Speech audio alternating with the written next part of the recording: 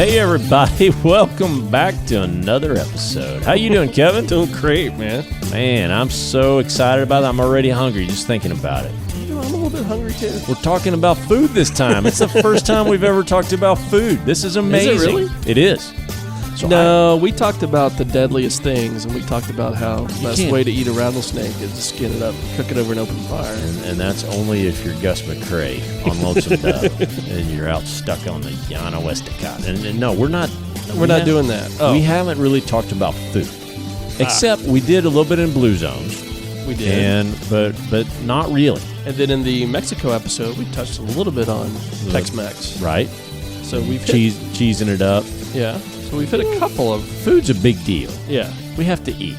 We do. To survive, right? We do. And I have to eat a lot to survive a lot. I got a lot of surviving to do. I eat a lot too, and I enjoy it. I don't hold back.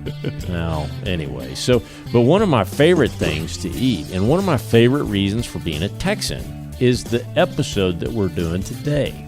Barbecue. Barbecue is amazing. Barbecue. You travel a lot for work, as do I. You know what I ate last night? Yeah. Barbecue was awesome. This lady said, I want ribs. And she said, you want a half rack or a full rack? And I was with a bunch of people, always hoity-toity. I said, I want a full rack. Oh, yeah. Is it even that's not even a real question. Well, the thing that was a little embarrassing was I was supposed to be all prim and proper. We were all dudded up, and it was a fancy business dinner. But I finally just told them, I said, I'm sorry. I'm going in deep. And when you eat ribs, you can't use a fork and a knife and be all nice. You got to go in both hands, get it up, lick the stuff all, and get barbecue sauce all over your face. Unless, of course, it's a sauceless, and then that's a whole other thing. Right. So we'll get into the philosophies around ribs and barbecue. But anyway, I tell you what, Kevin. So this is a treat for me because this is one where I've watched you over the decade of our friendship.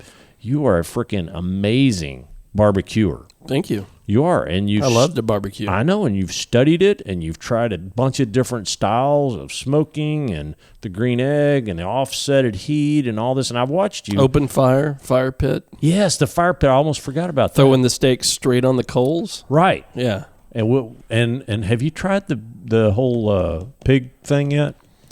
I've not done the pig under the ground yet. We still want to do that. We still want to do that. Yeah, the whole pig in the ground. That will happen at some point. Kathy and Patrick, they're raising a pig over there right now. Nice. Do you know that? We're going to steal it? It's a big fat sucker. Pig rustling. They're about to go slaughter it. I don't think there's a law in the books that says you can't steal a pig in Texas. You can't steal a cow. I don't think there's a pig. Steal a pig. I don't think so. I think we found the loophole. There's an anti-swine law. No. So anyway, but all I'm saying is you've done an amazing job in watching, and you would think that just via osmosis, I would learn how to do some of that and be somewhat amazing. The answer is no, I'm not. I'm horrible at it. I love fires, but putting meat on that fire and actually making it edible, that's an art, and I don't have that artistic skill. Well, there's a couple things. That's a great hobby, for sure. There's also just being from Texas in general, and I don't know if you get this when you travel outside of the state, but people always seem to ask about it. Yeah, they're saying, hey, I want some of that good Texas barbecue. Well, and I'll have people that will qualify their barbecue. They'll be like, hey, I was going to suggest we go eat barbecue, but you're from Texas, so it wouldn't be good enough for you. Oh, yeah. And just generally it's not. Yeah, but I'm nice about it. I'm gracious about it. I'll give props to Tennessee. Mm-hmm. When I've gone to Nashville, in particular, I've gotten some amazing barbecue in Tennessee, in Nashville in particular, and I'm sure over in Memphis too. But it seems like they can really do it well in Tennessee. They do it well, and so if you think about the major styles of barbecue within the states, there's kind of a few categories, and one is definitely the Tennessee style. It's generally referred to as the Memphis style, actually. Yeah. Okay. And Memphis is all about pork, and specifically pork ribs. Right. And in Memphis, they'll cook them over hickory, sometimes oak, pecan, apple, cherry, but primarily it's hickory wood that they use there. Okay. And one of my favorite things to get anytime I'm out on the road, and I'm pretty consistent about getting pulled pork. I love pulled pork and testing it around the country when I go, just to see who can do it well and who really does a bad job. The Carolinas is where you want to go for pulled pork. Well, and I did. So I did a project over in Charlotte, and you're right. They had some amazing pulled pork. And they will do the whole hog thing too, like we were talking about. So the true, legit shops in Carolina, they literally cook whole hogs in these giant pits that they have. Oh, yeah. And they will burn the coals. They'll burn a fire, burn wood down the coals, and they'll just keep shoveling in hot coals into these pits. And then they will literally shred the whole thing. So the whole pig, other than the ribs, they'll cut the ribs out, but the rest of it just becomes pulled pork. Yeah, but that rib meat, it just falls off the bone. Yeah. It's so tender. And they do a different kind of sauce in the Carolinas. They do a vinegar-based sauce, and I've recreated that here. I do like that. Yeah, because I smoked pork belly one time here. Pork belly's amazing, by the way. I've not had pork that. belly is what they make bacon out of. Oh, I do love bacon. Yeah, so you imagine taking a big slab of that and just smoking it. Oh, wow. And then you can shred that up. Woo, man, best pulled pork you ever had. That sounds good. And then, but there's a vinegar-based sauce. Primarily, if you're in the East Carolinas, it's vinegar-based. If you're in the West of Carolinas, then you get into a tomato-based sauce. Okay. And then there's mustard-based sauces throughout parts of the South as well. So a lot of people just think a barbecue sauce is kind of like the generic kind of, Kansas City style where it's tomato-based and sweet and whatever. Mm-hmm. But actually, if you get over into the Carolinas, they got, different styles. Right. Everything from vinegar. And the vinegar-based stuff is actually really good on that pork. I bet. It just, apple cider vinegar is real simple. Apple cider vinegar, some red pepper flakes, stuff like that. You throw on that pulled pork, just blow your mind. Yeah. I bet it is. So it's cool, man. So you got this Carolina style, you got the Memphis style, and then throughout the rest of the South, you've got kind of different kind of variations on both of those styles mixed together, and that kind of gives you that southern barbecue style that you think of when you think of the South. And then Kansas City. Some people think of Kansas City as being the capital of barbecue. Well, I'm sure they do it well. Yeah, they do. And Kansas City's kind of a, what do you want to call it? Kind of like a melting pot, right? They have all the meats, right? They don't specialize in one meat. They'll do beef, they'll do pork, they'll do whatever. Woods, they'll mix it up on the wood. They do a lot of barbecue chicken there as well. They do some ribs. Well, I'd like but that. they're kind of... Two things that make Kansas City stand out are the sauce is usually more on the sweet side. It's a little more sweet, a little more sticky. And then they also do what's called burnt ends. Oh. So burnt ends is a certain part of the brisket that after you smoke it, you can chop it off into little cubes and then mix it up in sauce. Oh. Put it back in the smoker, so you end up with these little cubes that are doused in barbecue sauce and re-smoked again. Okay. And it's just phenomenal. Oh, wow. So those are called burnt ends. So that's kind of a Kansas City thing. Well, that does sound good. So those are some of the... all that. Yeah, it's all good. I like to experiment with that stuff, eat it all. I don't care what kind it is. I like it all. But there is one region that stands out. Well, we do a podcast about it. It's got to be Texas, baby. It's got to be Texas. All right. So of the major regions that people generally talk about, you got the Memphis style, you got the Texas style. Texas is more about beef. Yeah. Generally with oak wood or pecan. Pecan's a native. Well, we got so many cows here. Yeah. You got beef. You got lots of oak trees. You got some pecan trees. Yeah. What about mesquite? Mesquite? We got so much mesquite. Yeah, and we'll drill in. Let's drill into the styles in Texas, and there are certain areas that use mesquite. You ever cut down mesquite trees? I haven't, but they're like weeds. Total pain. They grow like weeds. They're the second worst thing to cut down versus a bodark tree. And they have little beans or something, don't they? And don't they have thorns? They have thorns. Also. That's the part that drives me crazy. I love the smell of mesquite wood. Actually, oak wood is so hard, and not that this is all about cutting wood up, but I do enjoy cutting wood. And I grew up, what's the most dangerous kind of tool that you probably have on this property? Well, it's a chainsaw, I bet. Anyway, that's a tangent, but mesquite wood is hard to cut. Oh, it's hard to cut. But so is oak. It burns really hot. Oh, it does? It does. Oh. Yeah. What about oak? Oak doesn't burn quite as hot, and it's a hardwood, so it will burn longer. Oh. So oak will burn fast and hot. mesquite will burn fast and hot. Huh. And so it's good for almost more of a grilling style, Oh. which is what it's used for. So when we get to the West Texas style of barbecue, there's cowboy style barbecue. Yeah. It's about more of an open fire, mesquite, burning it up. I like it when you create those fires and then you put like apple wood in there to give it that extra nice smell and that kind of really cool flavor. Yeah, there's an art to kind of adding different types of woods to change the flavor profile. Sure. But of all the so those are the major barbecue styles that are generally kind of talked about. There is one style that I think is really cool that I think is way underappreciated. What's that? And it comes from California, actually. Oh. And most people don't think of California as having good barbecue. And in fact, most of California does not have good barbecue. Oh. But there is a style called Santa Maria. Okay. Which is actually really good. Okay. And it came from the Santa Maria Valley in California. Oh. And what they would do is You know what? I did a project in Santa Maria. Did you? I know you think I've done a project everywhere, but I did a project in Santa Maria. That's beautiful. Right in the heart of the wine country. Did you have any of the I did. barbecue? I had the barbecue Tri-tip? up there. I did. Tri-tip that's their style. Oh, it was really great. Yeah, so they'll cook tri-tips, which is a certain cut that I didn't see tri-tip around here a lot growing up. It's a little more popular now. Mm-hmm. But that cut was actually kind of invented in Santa Maria. Okay. It's actually, I can't remember the exact cuts that they use, but generally here it was cut into a couple of different cuts, and then part of it was made into hamburger here. Most of the time, Santa Maria had this tri-tip cut, and they put it on these giant skewers, and they cook it over these super hot coals on these skewers.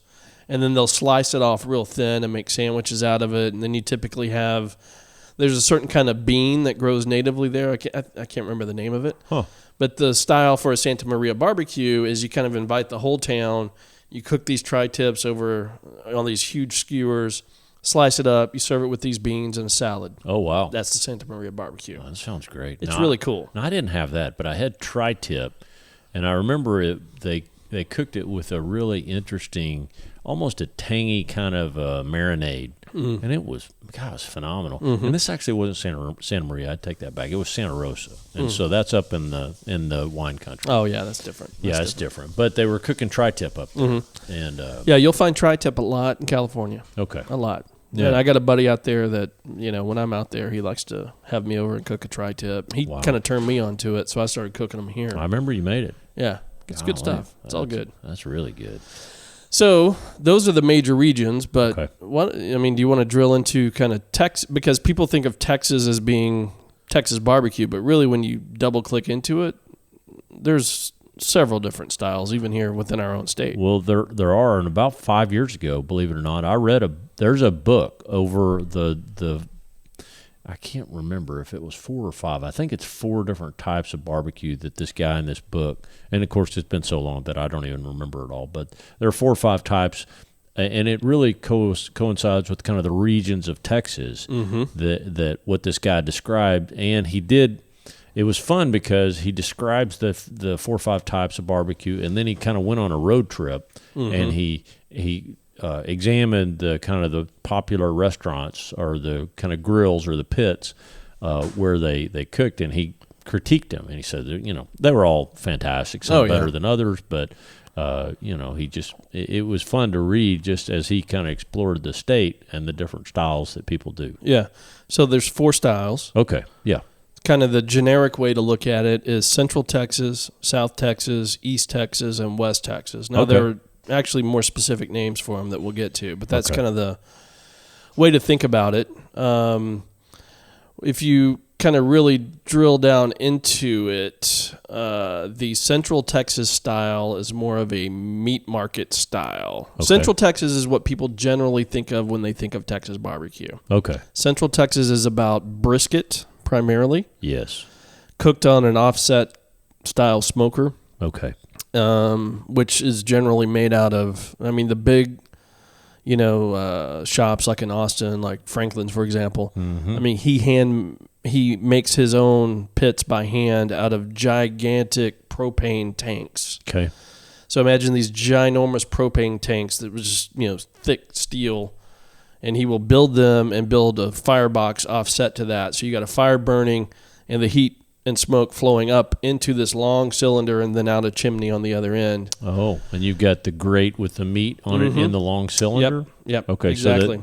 So the heat, when you say offset heat, so the meat is not directly on top of coals. Not over the coals. No. Okay. The fire is burning separately.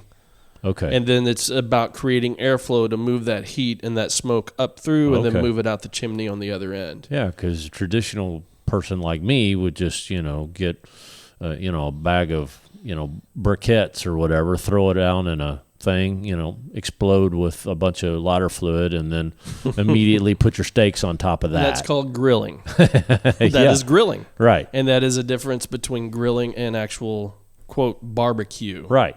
Okay. Barbecue is about cooking, low temperatures for long periods of time. Okay. And generally cooking, and this is true not just for Texas barbecue, but also like the pork shoulders and stuff like that they do on the East. Okay. It's about cooking big chunks of meat like that are generally tough. If you just cook them like over a grill, it's going to be tough, dry, nasty. Right. And the thing is, these cuts of meat were generally kind of either thrown out or used for, scrap or whatever. Right. And so the whole barbecue culture, both in Texas and throughout the South, kind of came about by people who couldn't afford to buy the nice cuts of meat. So they would buy these cheaper cuts and then figure out how to cook them, which was let's cook them low. And if you cook them on a low temperature and cook them very slowly, then all of the it just becomes a very tender cook, but you got to cook it slowly for it to become tender. You got to render out all of the connective tissue that's in there that's making those cuts of meat fat, and by doing that over a low temperature for a long time, it becomes where it just kind of falls apart and it's really juicy and delicious. So to me, that kind of speaks to the philosophy of barbecuing, and to me, it is an art form, but it's also kind of a mental check-in of you have to be able to be patient, and you have to, be willing to kind of stay the course. You got to commit to it and stay the course. And so that's one thing I enjoy, right? Yeah. And I enjoy starting out either late at night and running the fire all night, or starting super early. Right. And just maintaining that thing throughout the day. I find that therapeutic. Some people, it would drive them crazy. So that's the stark difference between you and exactly. Because I have zero patience, and I go out and I get an 800-degree fire. I put our meat on it for 3 minutes, and I put it on the table, and it's horrible. And you're like, pass me the ketchup. Yeah, because that's what you got to do. You got to flood it in ketchup to choke down the meat. Yep. But no, that's the beauty of it. And I remember, because one of my favorite places, and we'll get back to this, but one of my favorite places was a place in Junction, Texas, down in, I don't even know, hill country, kind of down off I-10 west of San Antonio, going into, I don't know, kind of the Badlands of Texas. But we had a deer lease down there for 10 years, and it was Junction, Texas. So look it up. It's a crazy place to get to. But great deer hunting, but there was also this place called Lums, Lums, and it was this amazing, slow cook, big pit barbecue where they had all this peppercorn kind of, rubbed into it, and I looked forward to it because it was a real treat. Yep. When we would, go in for the evening and go to Lums and eat barbecue, because it was just fantastic. So it's good that you mentioned the pepper, right? So back to Central Texas. So Central Texas style is brisket. I mean, when you boil it down to the very basics and the most authentic, it's brisket with only a salt and pepper rub on it. Okay. Smoked. Okay. Whereas, a lot of the other barbecue rubs will have paprika and, onion powder and garlic powder and all this stuff. Central Texas says, no. We're pure. We're featuring the beef. And I've cooked it this way, and it turns out amazing. I bet it does. But it's almost like a 50-50 mix of salt and pepper on the beef, and then you smoke it. All right. And the Central Texas style is really cool because it really came from German and Czech settlers that moved into this area, right? So if you go down to Austin and even the the surrounding town, Fredericksburg or whatever. Right. There's a lot of German influence down there. There's a lot of Czech influence down there. Right. And so there were just a lot of settlers that came from those areas, and settled, and they brought with them the meat market traditions from those countries, right? So if you go to Germany, there's a lot of meat markets and sausages and things like that, right? You go into the barbecue style of Central Texas, these places, a lot of them started out as actual meat markets where they would sell meat, they would make sausage, they would sell meat throughout the week, and then whatever they had left over on Saturday, they would kind of just barbecue it all up and sell it. Oh. And that's kind of where this tradition started. And so there's even some of the markets today, like, Cruz Market Barbecue down in, it's just outside of Austin. It comes from that tradition. So the Central Texas style is very much steeped in German and Czech meat market history. So it's really kind of cool to see that kind of a culture then, with this kind of Texas beef, cattle kind of spin on it. Right. And that becomes kind of the Central Texas style. Okay. Right? So that's one of them. So it seems pretty simple. It's pretty simple. Straightforward. The thing is people try to, overcomplicate things a lot, Right. Adding a bunch of sauce, even making a phenomenal rub, before you do, because you see these barbecue shows where they're doing a cook-off, and they come up with these really, sophisticated rubs that they're doing way before you do anything with the meat. Yep. And that sounds just pretty basic and simple. And that's another really, really good point. Competition barbecue is radically different than barbecue that you would get at a restaurant. Oh. Competition, they really focus a lot on those kind of rubs and the sauces, and even the way they do it, because they're not having to churn out the goal. If you have a barbecue restaurant like Franklin's, I mean, you're feeding, I don't know how many thousands of people they feed a day, but I mean, you're cranking through it, right? So it's pretty simple. You're cooking hundreds of briskets, very simply, because it's about, phenomenal food for, feeding people. Yeah. Competition, you're going to cook, a couple of briskets, and you're going to inject them with stuff and, flavor them up with rubs and, sauces and, all kinds of different stuff. Oh. It's hard to explain in a few minutes here in a podcast. Right. But doing barbecue for competition style is very different than doing barbecue for just kind of eating, Okay. And there's even several YouTubers that I like to watch who are competition barbecue guys. And, and it's good because they'll share a lot of tricks and tips and techniques and stuff like that. But then they'll also have certain episodes where like, if I'm really going to eat it at home, this is how I do it. Oh. Which is totally, maybe radically different than what they do for a competition. Yeah, but that's what you want. Yeah. Because sometimes, with a competition, you got a judge that's going to take one taste of your barbecue and make a decision. I see. And so you got to try to pack in whatever all you're trying flavor. to do into one shot. Whereas if you were going to sit there and eat a whole meal of that, you'd be like, oh my God, it's too much. I don't want more than 3 bites of this thing. Too much, Yeah, so it's very different. Right. Very different. Well, some of these great barbecue places, they may cook hundreds of pounds, but the line goes out the door, and if they open at 10:30 or 11 in the morning, they may be done at noon. Yeah. You come buy your stuff, and they're like, "Well, we're out." It's not like you can go just generate it tomorrow. It's 20 hours of work or whatever that goes into it. Yeah. So it's not like you can go, oh, well, let me microwave up some more barbecue. Yeah. Probably the most famous one around, these parts are down in Austin is Franklin's, right? Yeah. It's kind of known as the best in the country, if not the world right now. And wow. Aaron Franklin worked at one of the more traditional meat markets. He kind of got trained there, and then he started his own place, and then it just kind of, he kind of put a bit of a modern kind of little bit of spin, but it's very authentic, very traditional Central Texas style. Yeah. And so when he opens, the line starts way before he opens. People camp out there, try to get barbecue there. The only person that has ever been able to cut the line at Franklin's is Barack Obama. No way. And it was controversial. As president? As president, yeah, of course. Nice. Yeah. Awesome. And still, some people are like, dude, you can't cut in line. Here's like, this guy's the president, right? Yeah, right. But apparently he did by everybody in the line, which is probably hundreds of people. That's so cool. He paid for all their meals, so that was cool. All right. Well, so they gave him a pass on that. There you go. No, that's pretty cool. If So he's that's- paying for everybody, that trumps it all. So that's Central Texas, right? So no pun intended. So the other styles are, I mean, basically there's Central, there's East, North, South, but, they really have names, right? So the West Texas style is kind of referred to as cowboy style. Okay. So what's the difference with that? Is that the offset heat again? No, cowboy style is your open fire, generally over the mesquite, right? Okay. So are you on a rotisserie or anything? Maybe not, or maybe just kind of like a grill. You don't have old Chucky over there, the wagon master that's over there spinning a rotisserie. Sometimes you do. Yeah, drinking from his whiskey bottle. That's just a good. If it's cowboy style, that sounds pretty good. Yeah, exactly. Old Chuck wagon. Yeah. But it's open fire.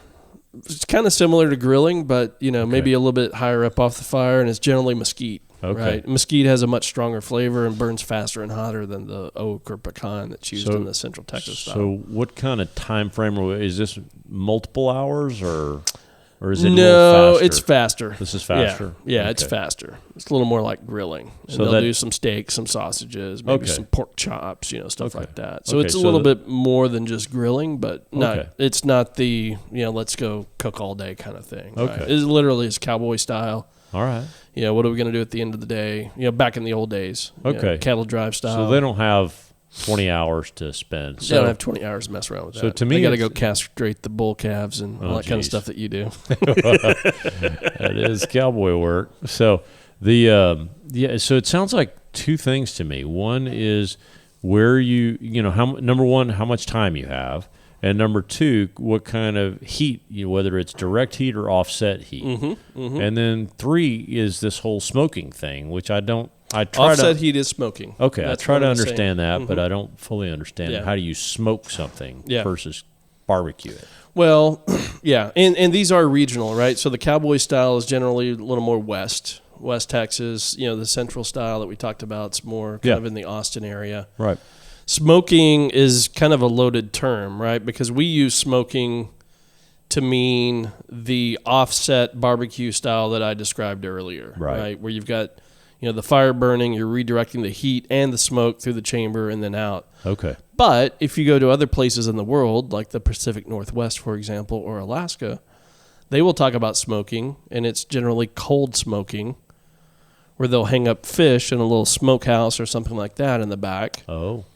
And it's still kind of a slow process, but it's not hot. It's cold smoke, and it gives you kind of that smoky flavor. That's how they smoke cheese also, right? Oh. So you can smoke cheese, smoke fish. I'll be. In that way. So when you use the term smoking, it can mean And that way you can preserve it things through the winter. That's more about preserving it. Yeah. But we use the term smoking in Texas to refer to our, Texas barbecue style with the offset smoker. So I wonder how they did that. I got the opportunity to go up to Alaska 3 summers in a row when I was in my mid-20s, and I caught a boatload of salmon. I mean, that was when Ned. You remember Ned? Oh, yeah. I remember Ned. Yeah. So poor Ned. Poor Ned. That's all that was left was a shoe and a backpack. That's all right. I still hadn't found that. Karen had told my sister hadn't told me which was right or left, but regardless, poor Ned. Anyway, but I brought back a bunch of salmon, and I smoked it at Kubi's. And Kubi's, that smokehouse over in Dallas.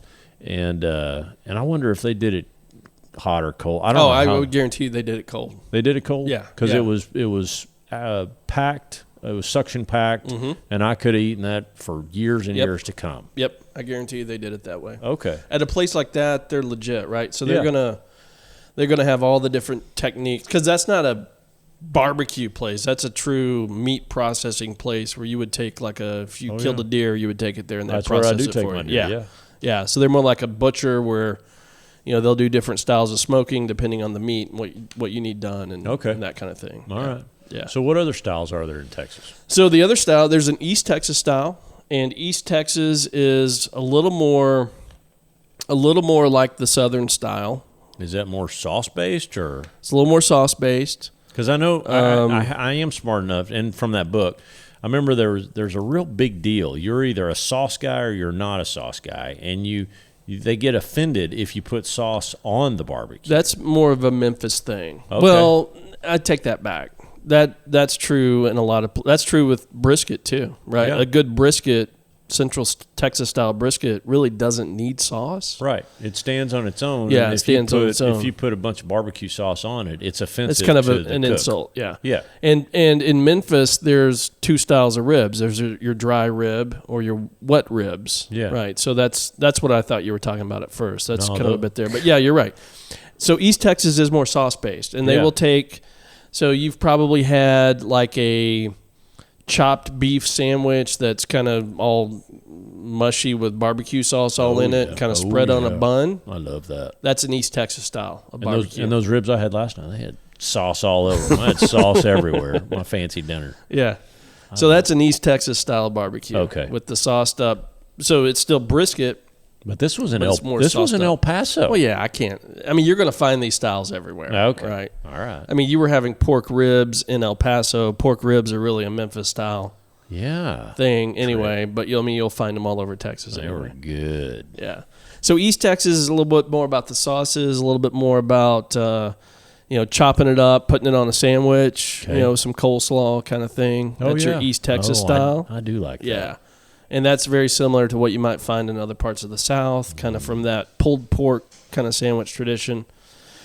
And then we find pulled pork everywhere now. Even the central barbecue places like Franklin's, I think they do pulled pork now too. And, oh, wow. And everybody does a little bit of everything. In the meat markets in Central Texas, they do sausages too. And they do sausages really, really, really well. Have you ever done sausage?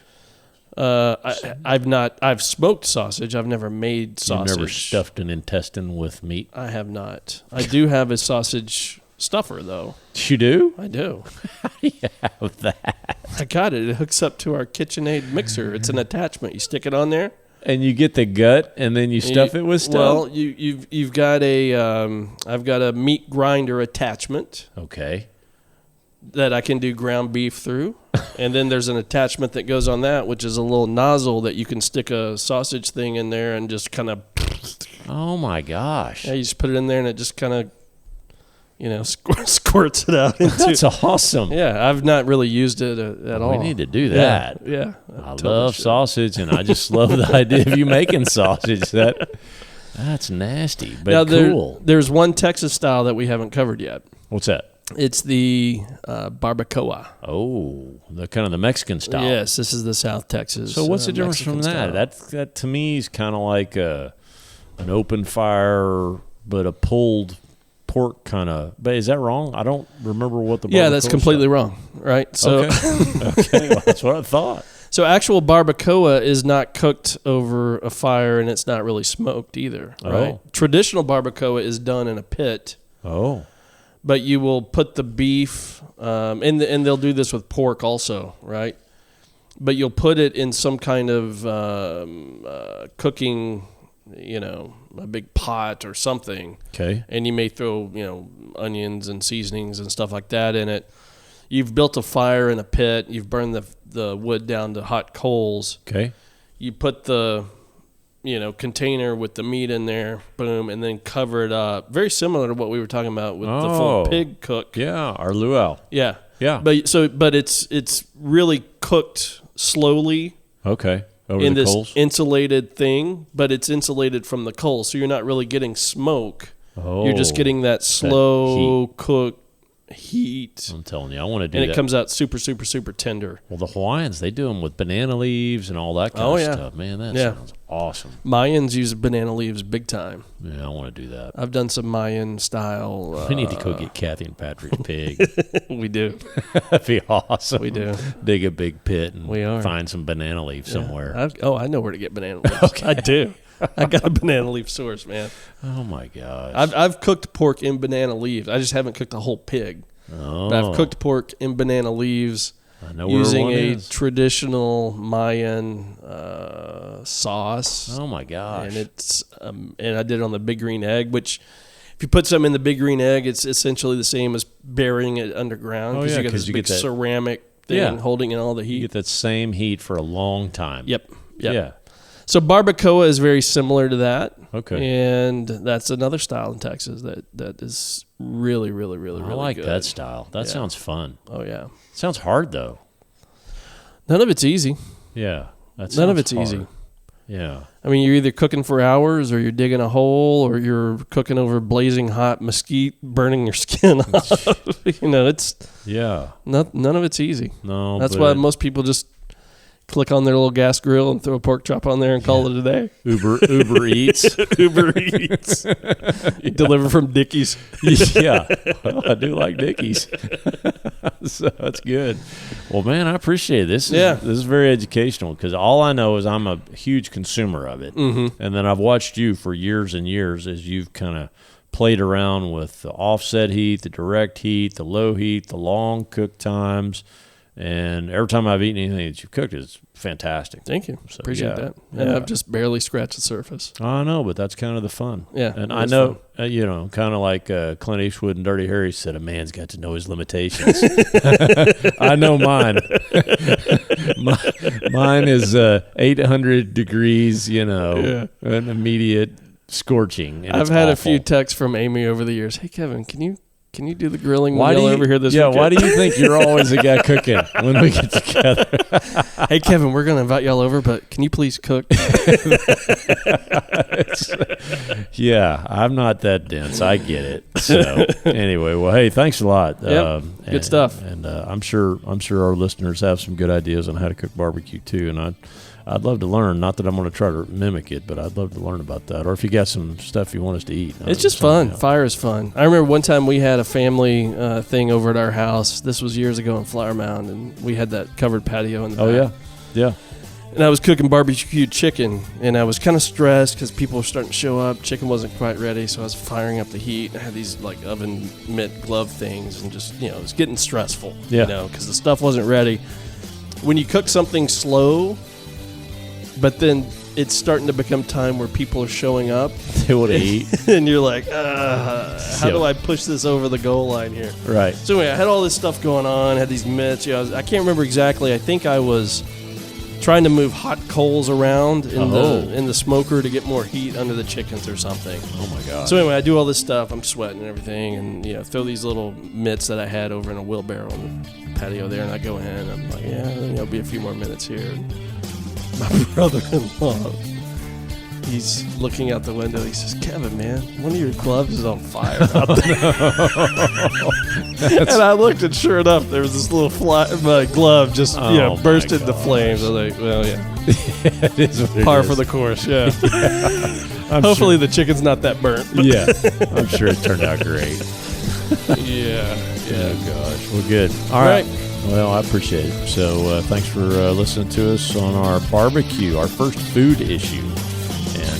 And it should be first of many. There's lots of good food here. A lot of drill downs we can do. Probably not the last on barbecue. Yeah. So. Very good. Okay.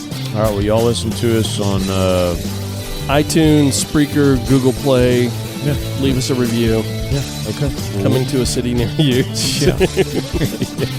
All right. Take care, y'all. Have a great week. All right. Adios.